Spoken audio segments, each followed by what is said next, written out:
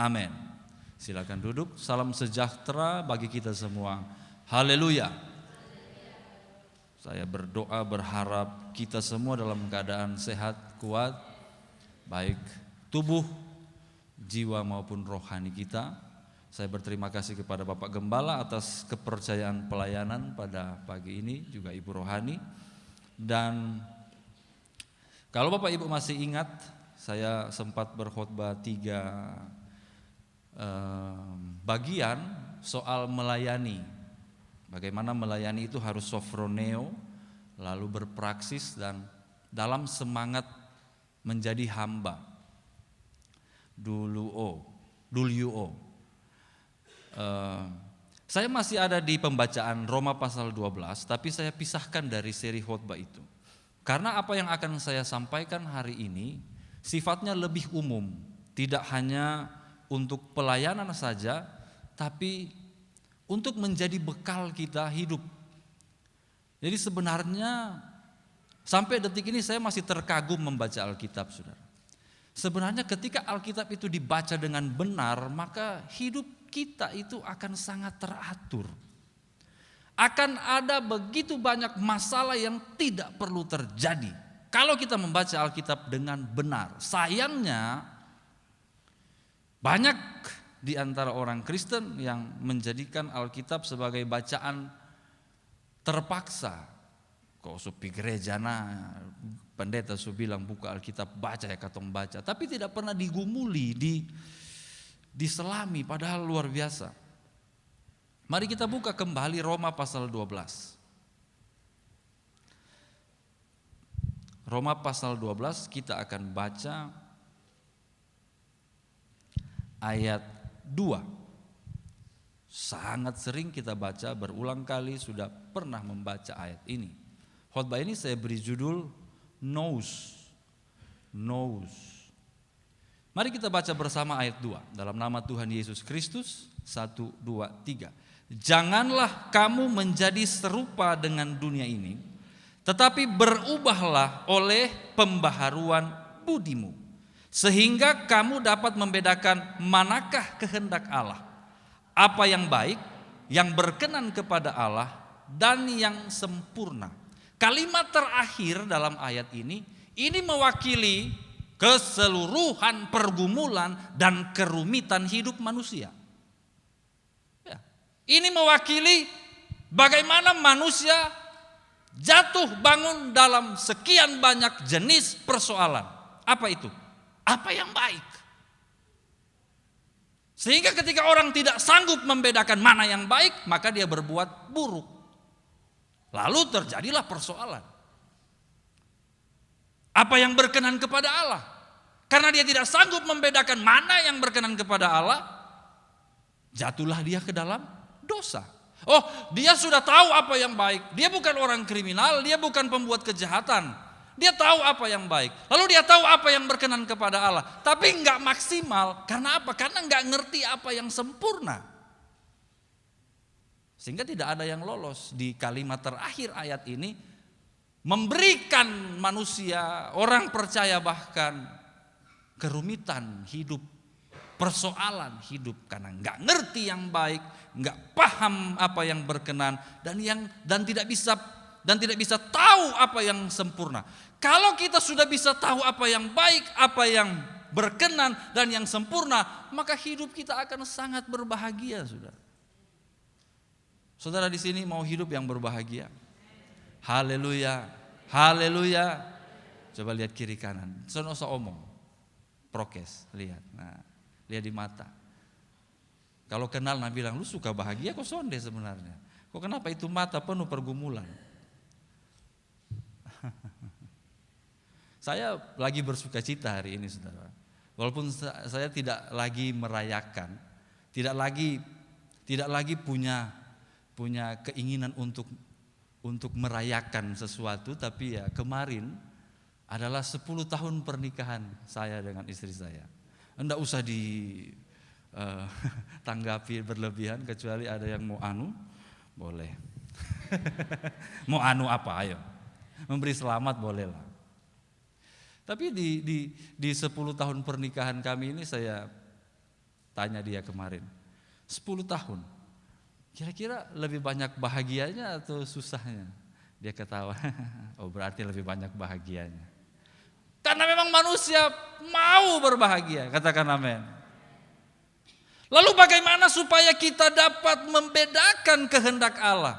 Supaya kita bisa mengerti yang baik, supaya hidup kita berkenan dan meraih yang sempurna. Saya nggak bahas lagi ayat 1, sudah sering kita bahas. Ayat 2 ini bilang begini, jangan menjadi serupa dengan dunia ini. Jadi dunia menawarkan sesuatu yang berciri khas dunia.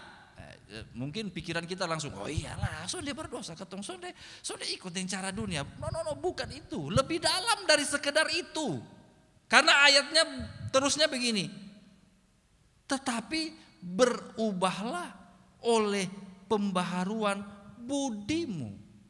Yang dimaksud serupa itu bukan sekedar apa yang ada di luar, gaya rambut, gaya itu, gaya ini. Walaupun ya zaman sekarang ini memang mengerikan semua gaya ya. Sampai dokter-dokter yang paling laku sekarang bukan dokter penyakit dalam lagi, saudara. Tapi dokter apa? Ini kosakata baru, aestetik. Saya baru saja mendengar itu karena maklumlah saya tidak familiar dengan dunia fashion dan mode, jadi saya tidak tahu. Alis bisa disulam, saya bisa menjahit kalau ada yang mau, saya sulam. Bibir bisa disulam, hidung bisa dipakein benang untuk ditarik. Bagaimana itu ya? Ini bisa ditarik katanya. Kalau dia salah tarik memang bengkok memang. Tidak apa-apa kalau jemaat ada yang usahanya itu maju terus, pantang mundur.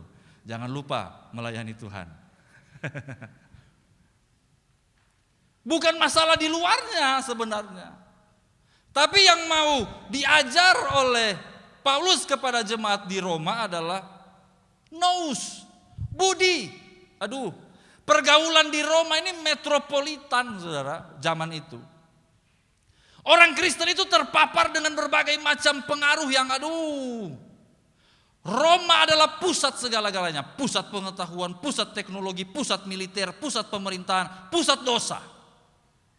Sehingga orang Kristen yang tinggal di Roma ini bagaikan, makanya ikan menjadi lambang orang Kristen pada masa gereja mula-mula. Karena bagaikan ikan di tengah laut yang harus berusaha untuk tidak asin. Karena air laut itu asin, tapi memang kita tidak pernah temukan kecuali dia ikan yang sudah digarami, kalau kita masak ikan langsung asin. Makanya orang Kristen mengambil ikan sebagai lambang gereja mula-mula karena mereka tinggal di laut tetapi tidak asin seperti air laut. Seperti itu orang Kristen di zaman itu di kota Roma, dikelilingi oleh berbagai macam cara hidup, cara berpikir yang tidak sesuai firman, dan orang Kristen harus mempertahankan iman supaya mengerti kehendak Allah, supaya hidupnya berbahagia dan diselamatkan oleh Tuhan. Perubahan yang nomor 1 yang memakai kata pembaharuan ini adalah nous, budi kita yang dibaharui.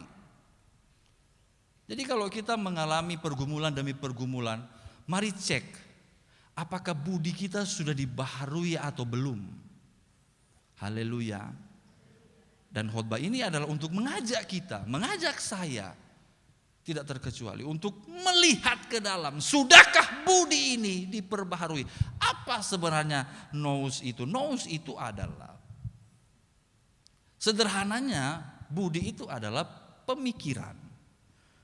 Tapi bukan sekedar pemikiran biasa. Dia minimal, pelan-pelan saya bicarain saudara. Dia minimal melibatkan 3 hal penting. Yang pertama, bagian dalam pikiran, bagian intelektual. Artinya intelektual. Kemampuan untuk berpikir secara intelek. Oh, yang sekolah-sekolah dong, yang S1, S2, S-teler, SS itu kok? Bukan. Intelektual itu adalah skill hidup. Ada dalam terminologi bahasa Inggris di Amerika ada yang namanya streetwise. Streetwise itu orangnya nggak sekolah tinggi, tapi di jalanan, di kehidupan nyata dia itu bisa hidup gitu. Bahkan bisa berkembang, itu namanya kebijaksanaan jalanan. Intelektual adalah cara kita memproses sesuatu, lalu berpikir, lalu dikelola. Nah, saya sudah sempat singgung ini di 2 kali di minggu ini ketika saya dapat kesempatan melayani. Ini berhubungan erat dengan apa, saudara? Logika. Kata yang agak alergi kita pakai ketika mengikut Tuhan. Tapi kita tidak bisa lari dari itu, karena itu adalah bagian dari nous. Katakan amin. Logika kita ini harus benar. Berpikirnya ini harus benar, intelektual kita harus benar. Besok adalah hari raya yang aneh. Tidak ada satu negara pun yang mensahkan hari raya ini, tetapi ini dirayakan oleh seluruh dunia. Berawal dari munculnya munculnya kisah, dalam tanda kutip legenda, tentang seorang, entah dia pastor, entah dia uskup, yang bernama Valentinus. Lalu dia diangkat oleh Paus Gereja Katolik Roma pada masa itu, ketika dia sudah meninggal, katanya meninggal tanggal 14 Februari, lalu dikanon menjadi orang kudus. Makanya dia bukan cuma uskup Valentinus, tetapi Santo Valentinus. Lalu dirayakanlah peristiwa kematian Santo Valentinus sebagai, ya kita kenal sekarang, Valentine's Day, hari Valentine. Dirayakan di mana? Sekian ratus tahun acara perayaan itu adalah acara perayaan gereja. Hari Valentine, ke gereja, misa, beribadah, saudara-saudara. Beribadah, jadi tidak ada itu yang kayak sekarang Valentine tukar kado, kasih coklat, kasih bunga. Belum ada itu. Yang ada ke gereja ibadah. Saya tidak tahu juga ibadahnya seperti apa. Pokoknya ibadah yang bagus sekali. Nanti sekitar tahun 1600-an, 1600-an. Lalu ada yang kepikiran bikin kartu Valentine. Lalu mulai kartu. Tiba-tiba ada yang namanya, saya lupa ya. Marganya saya ingat, Cadbury. Tahu Cadbury? Itu langsung bagi para penggemar coklat langsung, iyalah itu coklat kesukaan saya, Cadbury. Jadi bapaknya, kalau tidak salah namanya John Cadbury, bikin perusahaan coklat. Anaknya karena pinter, dia berkreasi. Lalu dibikinlah coklat dalam berbagai macam bentuk. Tahun 1800-an. Mulai sejak saat itu, Valentine menjadi identik dengan coklat. Tetapi masalahnya adalah, di tahun 1969, Gereja Roma Katolik tetap menganggap dia sebagai santo, tetapi menghapus perayaan Santo Valentinus dari kalender gereja. Enggak lagi, sejak tahun 1969, enggak lagi. Lalu yang terjadi sekarang apa, saudara? Yang terjadi sekarang adalah budaya pop culture. Besok tuh. Jadi awalnya yang merupakan perayaan gereja, memperingati seorang yang sudah berjasa kepada gereja, Santo Valentinus, sekarang menjadi pop culture.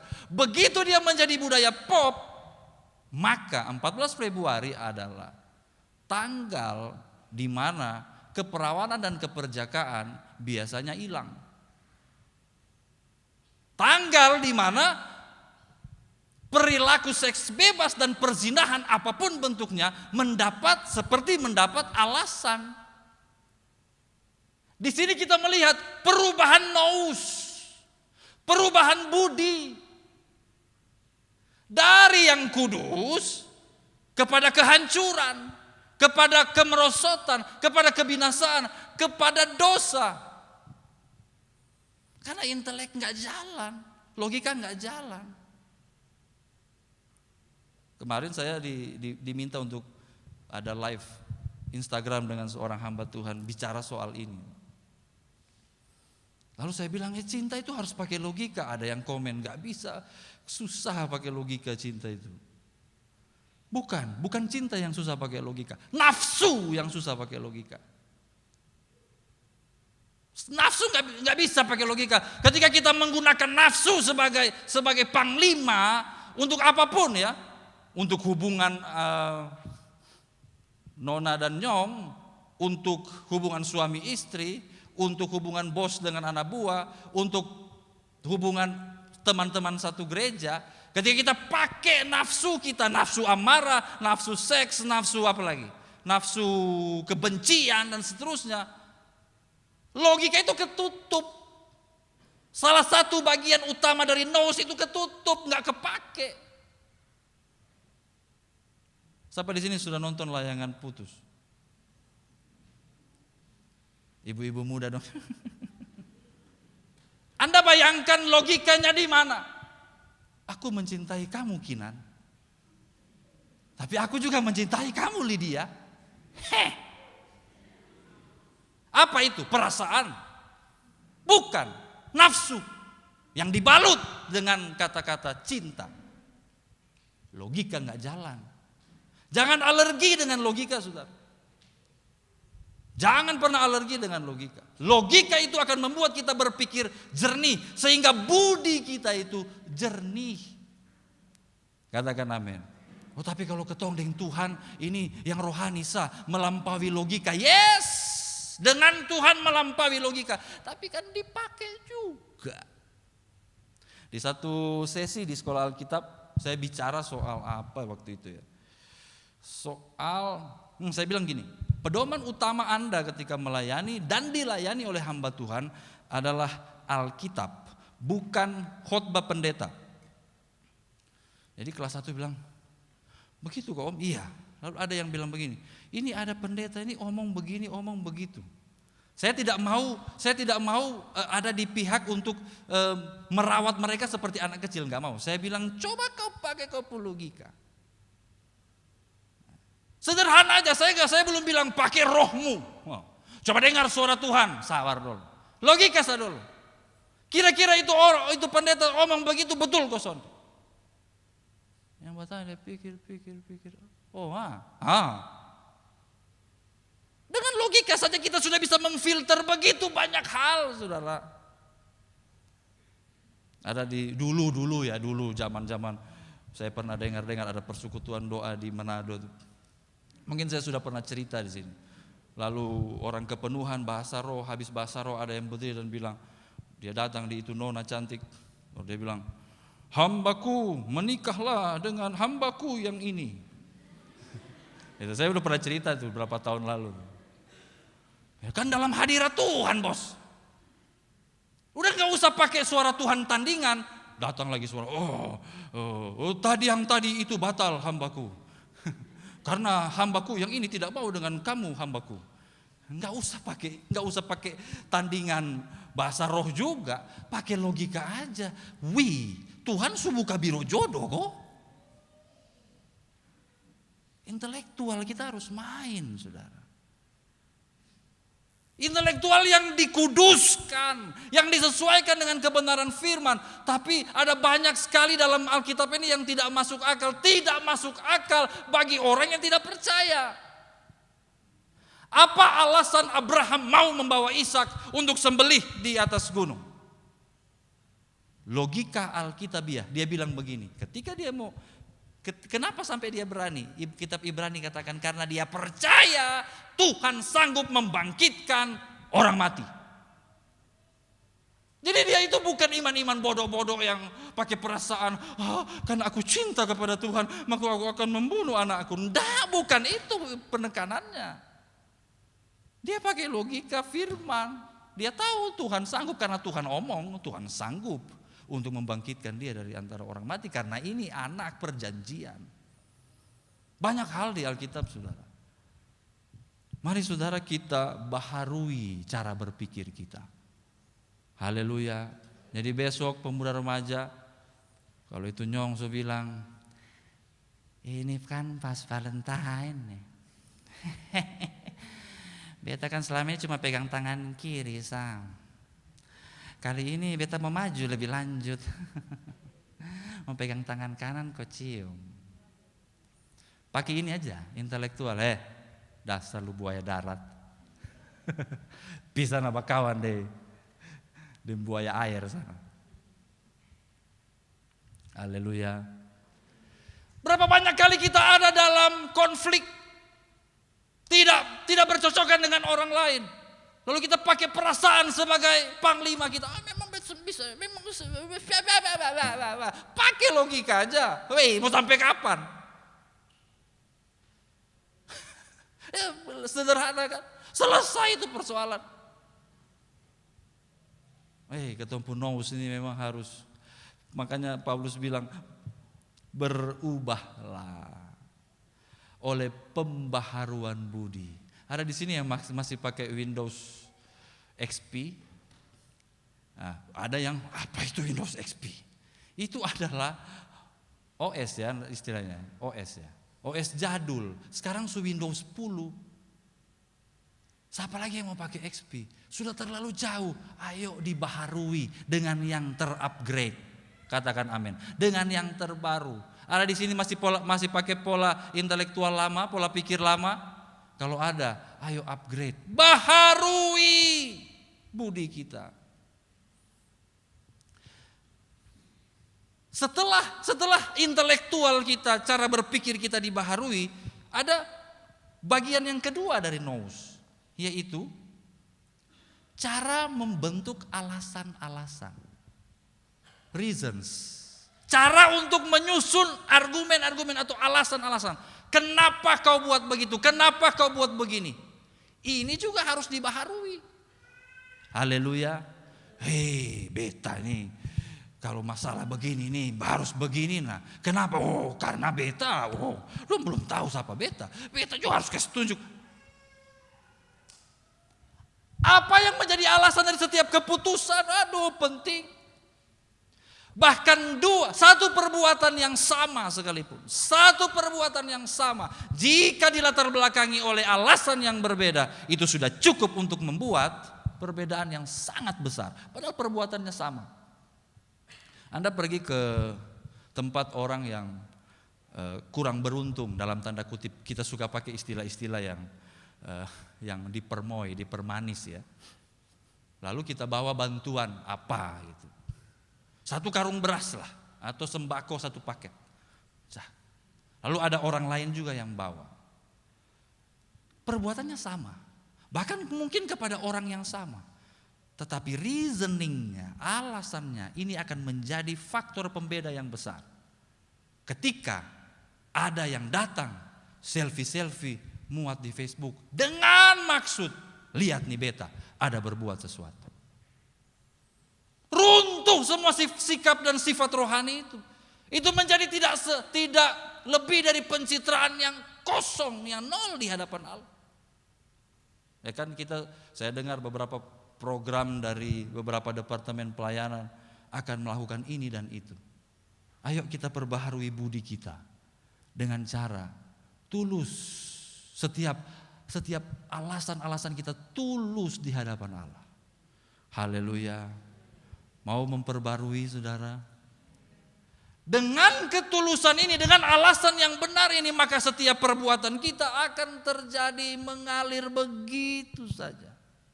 Sonde akan ada masalah dalam hati yang berkata, lu sonde ingat, beta ada bantu lu waktu itu. Kalau bukan beta, kalau bukan katong, kalau bukan sekarang lu suke kacang lupa kulit. Ya memang kacang harus lupa kulit saudara. Ngapain dia ingat-ingat kulit? Orang dia udah jadi kacang telur kok kulit udah dibuang di mana? Reasoning kita, cara kita beralasan, cara kita membangun alasan, kiranya itu diperbaharui. Haleluya.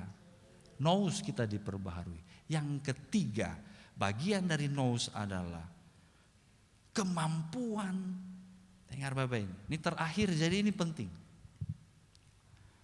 Terakhir bukan berarti tidak penting, malah sangat penting. Kemampuan untuk mempertimbangkan atau menghakimi secara sadar. Ini nous nih. Bagian yang ketiga, mampu mempertimbangkan, menilai secara sadar, secara baik, bahkan memberi penghakiman secara baik. Aduh, masalah hidup ini terlalu banyak gara-gara ini tidak dilakukan. Gara-gara ini tidak diupdate, gara-gara ini tidak diperbaharui. Salah nilai orang, salah nilai situasi, terjebak dalam keadaan, lalu berkata, Tuhan, kenapa ini terjadi di beta? Ada yang pernah mengalami, saudara? Saya pernah mengalami. Bersungut-sungut kepada Tuhan. Tuhan, beta sepelayanan nih Tuhan. Kenapa kok beta begini? Beta ada jaga hidup babai nih Tuhan. Kenapa kok beta begini? Dalam menangis baru ingat, ternyata beta ada bikin ini dan itu. Suratan Rasul Petrus pernah memuat sebuah ayat, kalau engkau mengalami kemalangan atau teraniaya karena salahmu sendiri, jangan bangga, nggak bisa bangga dengan itu. Itu judgment, saudara. Saudara, hidup kita sekarang adalah akibat dari cara hidup kita yang dulu. Dalam satu sesi pemberesan karakter di anak-anak sekolah Alkitab, saya bilang kalau Anda sekarang sementara mengalami hal yang tidak enak karena Anda punya masa lalu yang keliru, terima. Jangan protes, judgment, dinilai dong secara sadar. Jangan-jangan masalah hari ini akibat kelalaian di masa lalu, terima dan bereskan. Jangan kau langsung protes di Tuhan. Karena ada orang tuh hidup protes terus dengan Tuhan. Karena apa? Karena nous-nya belum diperbaharui. Budinya belum diperbaharui. Haleluya.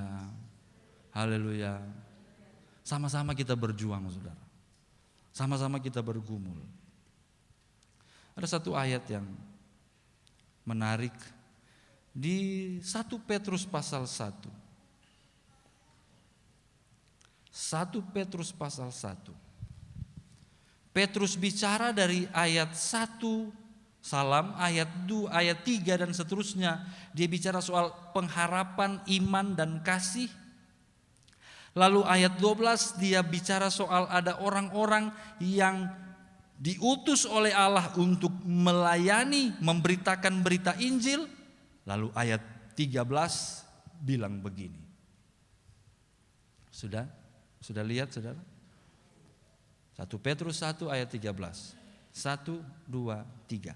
Sebab itu siapkanlah akal budimu, waspadalah dan letakkanlah pengharapanmu seluruhnya atas kasih karunia yang dianugerahkan kepadamu pada waktu penyataan Yesus Kristus. Jadi jemaat, ini datang para pemberita Injil. Datang orang-orang yang memberitakan kabar kebenaran tentang pengharapan, iman dan kasih yang harus ada dalam kehidupan berjemaat. Ini dong sudah datang ini.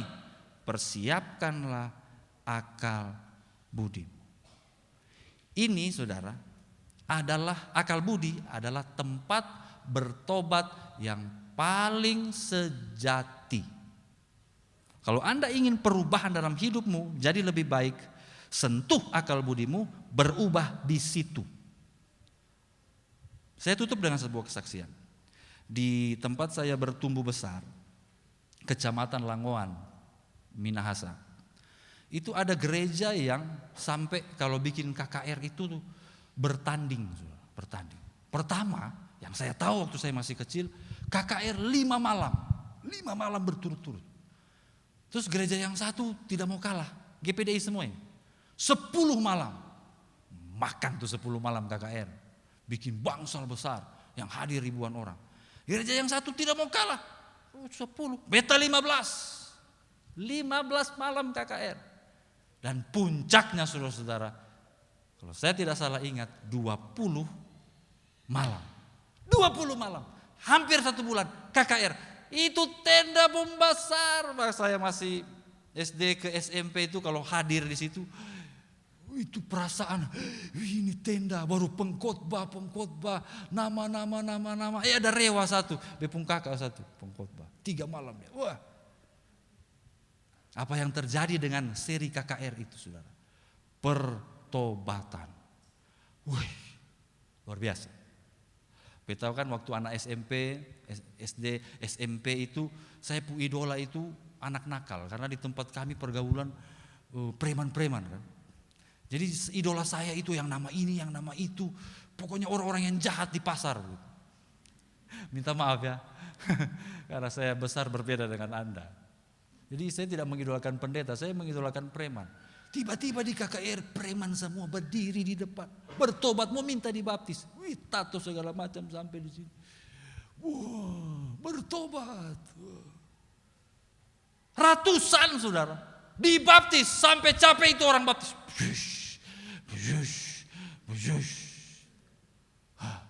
20 malam KKR. 1 bulan kemudian saya pulang sekolah, saya lewat pasar dan terminal. Mereka yang dibaptis, mereka yang menangis di altar, mereka yang bertobat, Tuhan tolong saya. Mabuk. Ada anak cupu lewat, anak-anak sekolah dong yang cupu-cupu lewat. Sini, lu uang 1.000 nih. Apa di sini? Bapalak. Kalau di sana bapajak. Jadi orang ini dari Dirjen Pajak. Kasihan ini anak cupu kasih. Saya yang suka menganalisa segala sesuatu, saya pikir loh, ini kan besong bertobat dari bepung kakak puhot bani. Oh bepung kakak payah. Masa cuma 1 bulan pakai masa berlaku? 1 bulan suka daluarsa itu iman. No, mereka tidak berubah sampai di akal budi. Tidak sampai nous. Cuma sampai di altar, cuma sampai di hype. Aduh saudara, jangan jadi orang Kristen yang cuma sampai di hype, cuma sampai di beta suka Kristen. Lalu hidup berpuluh-puluh tahun, budi nggak pernah kesentuh. Makanya ada orang Kristen berpuluh-puluh tahun Kristen, kelakuan, pemikiran masih kayak orang dunia. Dia pun curang juga masih, dia pun culas juga masih. Ada di sana. Tidak ada di sini. Haleluya. Kalau ada nak bertobat. Amin. Saya kembalikan kepada Bapak Gembala.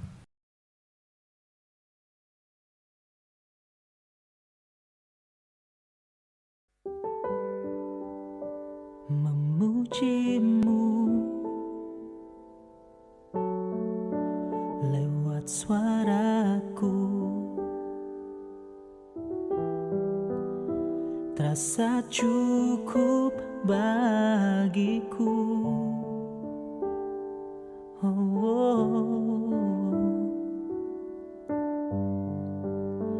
Namun semua ternyata lebih dari yang kukira. Ku hanya peduli diriku, ku tak mau tahu rindumu. Tak cukup hanya ku bernyanyi, mengangkat suara untuk memuji. Hidup memberi diri kepadamu, itu kerinduanmu. Tak cukup mulut yang memuji, tak cukup mulut yang bernyanyi, melakukan firman-Mu, itulah pujian sejati.